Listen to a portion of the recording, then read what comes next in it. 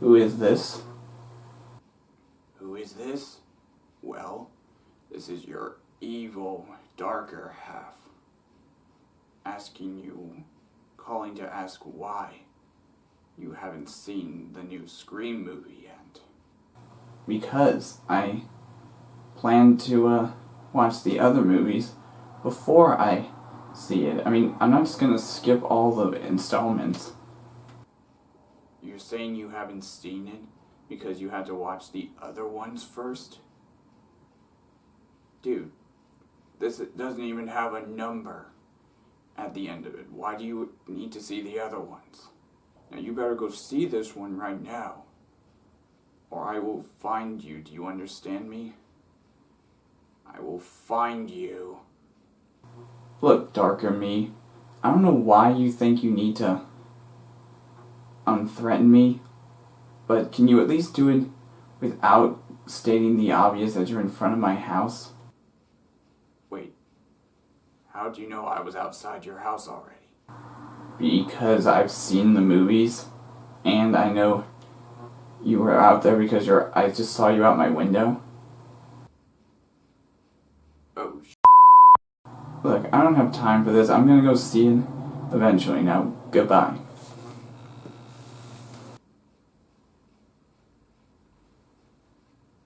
well, can't say I didn't try.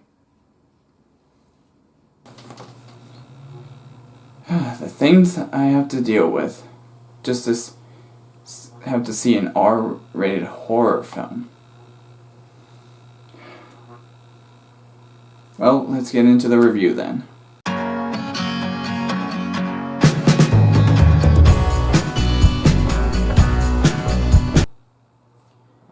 Hey everyone, how's it going? Matthew Bailey here, and welcome to another 2022 movie review. Now, before you say anything, I know this movie technically came out last month, about 4 weeks ago, or 4 weekends ago and 3 weeks ago, but I was kind of torn on whether or not to see this in the theaters or wait until it came out on demand to see it. But you know what? I decided to face my fear of seeing a horror movie in theaters, and I decided to see this movie, which I actually thought it was okay to see it in the theater. And you all know what I'm about to talk about, and that is the 5th installment of Scream. Well, yeah, this is just called Scream, but it's the 5th installment of the franchise. Now, I did have to watch all the other movies to understand how this movie went, and I actually got the first 3 over here on my shelf, and I had to get the 4th one on demand because it didn't come in the set that I got. But I saw all the movies, and now I decided for the first time ever to see a horror film like Scream in the theaters. Yeah, I know there are a few people who are going to be surprised at me for this. One in particular being my good YouTube friend Matthew Davis Media. He never thought I mean, he was pretty surprised when I came with him to see Joker back in 2019, and which was not only R-rated, but it was kind of a scary type film, more violent and all that sort of stuff. But he was surprised or whatever. If you know what I mean, you can go check out his review of Joker, and I don't think it's his review. It's his movie vlog that he did for Joker. He did a movie vlog for Joker. I'll probably leave the link in the description down below. But he even said it himself. He was surprised that I wanted to go see that movie with him. Now, I saw that movie because it wasn't as scary or whatever. It's just violent. But this is the first time in my life I've seen a horror film like Scream in the theaters by myself. So without further ado, let's get into the review. So, like I said, Scream 5, or Scream, which is what it's technically called, there's no 5 at the end, is the 5th installment of the Scream franchise that basically tells the tale of the Stab movies, which is basically a series of movies made within the realm of Scream, and these movies, the Stab movies, are based off of what happens in each of the movies. Like, for example, in Stab 2, we see a retelling of the first movie, but as called Stab, and it was basically like that. But this movie takes place 25 years after the events of the very first Scream movie. That stars Sidney Prescott, Gale Weathers, Dewey. I forgot his last name, but Dewey is the sheriff in the first movie, and he I think he was the deputy at first. Or he was a deputy in the first and second movie, if I remember correctly. But then by the third movie, he became a full-on sheriff. And he basically, like I said, there's a lot of stuff regarding his character that happens in this movie. But I'm not going to say it. I don't want to spoil the movie. And sure, it's been out for a month, but not a lot of people have seen it yet.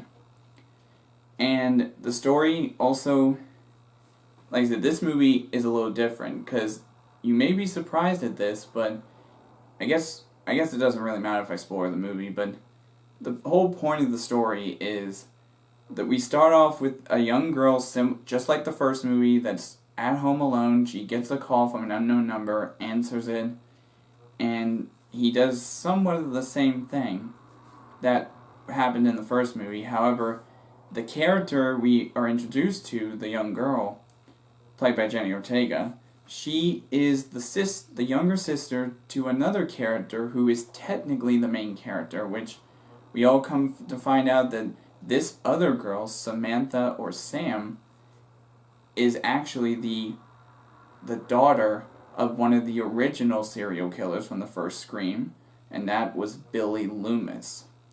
Yep, you heard me correctly. Our main character is the daughter of one of the original killers in the first Scream film, which to me was interesting. Now, like I said, you can't have a Scream movie without the originals to come back. So we got Sidney, Gale, and Dewey, like I said, and we even get a surprise fourth cameo by the sister of Randy. I think his name was Randy, who was in the first two movies. Yeah, Randy is the uncle of two of the other main characters in this movie. They're not really main, they're like secondary. But he's the uncle of these kids, which means his sister, who did survive the other films, is their mother, and which was kind of surprising to me. So basically the whole point of this movie was that the killers were going after people tied to the original people who died, and as well as basically all the people who died in the first movie, the killers in this movie go after everybody who is connected to them. And now it may surprise you that two of the new characters two of the new secondary characters do survive. I'm not going to say which ones, because I'm trying not to spoil the movie too much. But it is revealed that the killers in this movie had an interesting motive, and that's apparently we never get to truly see what happens after Scream 4 with the Stab movies. But it is revealed that there were a few other movies that came out all the way up till Stab. I think they said it was 8 was the last movie to come out in their universe before this movie technically takes place. And the killers in this movie think that they could make a way better film than all the other ones that were released after Scream 4. Or after the 5th one. I think they say after the 5th movie in their universe, which is technically what this film is for Scream. Now, I have to admit, I was actually kind of surprised at how well this movie did. It really stuck to the original source material, and unfortunately, for those of you who aren't a fan of this series, who haven't seen it, the original director of all 4 films, I believe he directed all 4, a guy named Wes, actually passed away after making the fourth movie. Like a few years after the fourth movie came out, he unfortunately passes away, and he did such a good job with at least 3 of the 4, so it only made sense to honor his memory at the end of this film, which is what they did. I will say that they did honor him by saying "For Wes," which I thought was pretty cool, and that's what I think a lot of movies should do, to honor the people who made the movie. Like, some of you may find this surprising that I would say this, but if they ever decided to remake Back to the Future, or to not remake it, but make another installment of it in some way, after Robert Zemeckis has unfortunately passed away, I think they need to get a decent director to take his place, but then should just end it there. And I think something like that would be curious for other franchises. Like, anybody who directed a whole franchise but died before they could make the next one, and then they honor them in the next one, I think that's what they should do. Whenever they continue to make more, because I hear rumors that there is going to be a 6th movie to this franchise. I'm hoping that one does really well. But, like I said, I definitely have to give this movie props that it ended up really sticking to the original source material of the original film. And it literally ends in the exact same house that the first movie's crime scene happened, which I thought was insane. And, like I said, I'm not going to say who the killers were. I just think you should go see this movie if you're old enough, that is. That's the thing. You have to be 17 or older to see this movie and have an ID on you. Because, as you probably already know, I work at the movie theater, so I know the rules with these things. So, if you are over the age of 17, you have your ID, and you want to go see this movie, go see it. I honestly think it really succeeds in capturing the nostalgia of the original film. That was released all the way back in 1996, I believe. Yep. So, like I said, go see this movie if you're old enough. But for now, let me give you my rating. So, for my rating of Scream, or Scream 5, I have to give this movie the same number I gave the first one, and that would be a 4 out of 5. Yep. I gave this one a 4 out of 5 because, like I said, I didn't give it a perfect score, mainly because, like I said, I actually had to watch all the Scream movies to understand this, and even the first one I gave a 4 out of 5 mainly because I'm not a big fan of horror stuff that much, but I gotta admit, it felt kind of great to be able to put aside that fear and go to the theaters to see a horror film like this.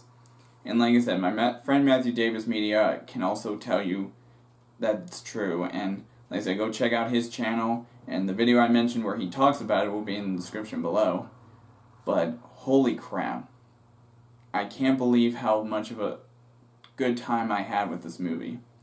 Now, before I end off this video, I do want to say, I know I said the next movie review I was going to do was for Moonfall, but unfortunately I decided not to see that movie, especially after I've been hearing some horrible things about it, even though this is its opening weekend.